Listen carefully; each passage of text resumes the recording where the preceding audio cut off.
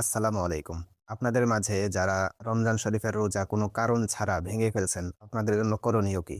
শরীয়তের মাসআলা হলো, কেউ যদি রমজান শরীফের রোজা কোনো কারণ ছাড়া ভেঙে ফেলে, তাহলে সে লাগাতার ২ মাস অর্থাৎ ৬০ টি রোজা রাখা লাগবে। এই ৭ টি রোজা সে লাগাতার রাখা লাগবে। মাঝখানে রোজা ভাঙা যাবে না। এই লাগাতার রোজা রাখাকালীন যদি কোনো কারণবশত মাঝখানে রোজা ভেঙে যায়, অর্থাৎ কোরবানির ঈদ চলে আসলো অথবা অন্য কোনো কারণে মাঝখানে রোজা রাখতে পারলেন না, তাহলে তারপর থেকে আবার নতুনভাবে গণনা করতে হবে। পিছনে যেগুলা রেখে আসছেন সেগুলা কিন্তু ধর্তব্য নয়। অর্থাৎ আপনি মাঝখানে রোজা ভাঙা যাবে না। যেখান থেকে শুরু করছেন সেখান থেকে লাগাতার ৬০ টি রোজা আপনাকে রাখা লাগবে।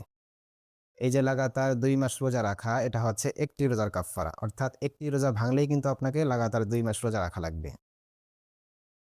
এক্ষেত্রে গুরুত্বপূর্ণ আরেকটা মাসআলা বলি, তা হচ্ছে এই কাফফারা রোজা আদায় করার সময় স্ত্রী লোকের যদি হায়েজ চলে আসে, অর্থাৎ মাসিক ঋতুস্রাব চলে আসে, তাহলে মাসিক এই ঋতুস্রাবের সময়টা মাসের ভিতরে ধর্তব্য হবে। পবিত্র হওয়ার সাথে, সাথে তারপর থেকে রোজা রাখা শুরু করতে হবে। পিছনে যেগুলা দেখে আসছে সেগুলাও এই গণনার ভিতরে, এই ৭ টি রোজা গণনার ভিতরে ধর্তব্য হবে।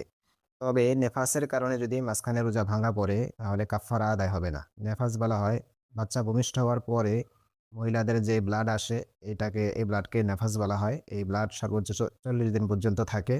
তো এই নেফাসের যদি ব্লাড মাঝখানে চলে আসে, তাহলে কিন্তু কাফফারা আদায় হবে না, আবার নতুন করে রাখা লাগবে। যদি কাহারো এই কাফফারার ৭ টি রোজা রাখার সক্ষমতা না থাকে, তাহলে সে ৬০ জন মিসকিনকে সকাল সন্ধ্যা পেট ভরিয়ে আহার করাইতে হবে।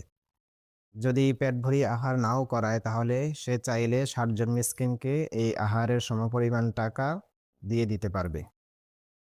তো এই হচ্ছে রমজান শরীফের একটি রোজার কাফফারা। আর যারা একাধিক রোজা ভেঙে ফেলছেন, তাদের হিসাবটা কি আপনারা নিজেই করে দেখেন।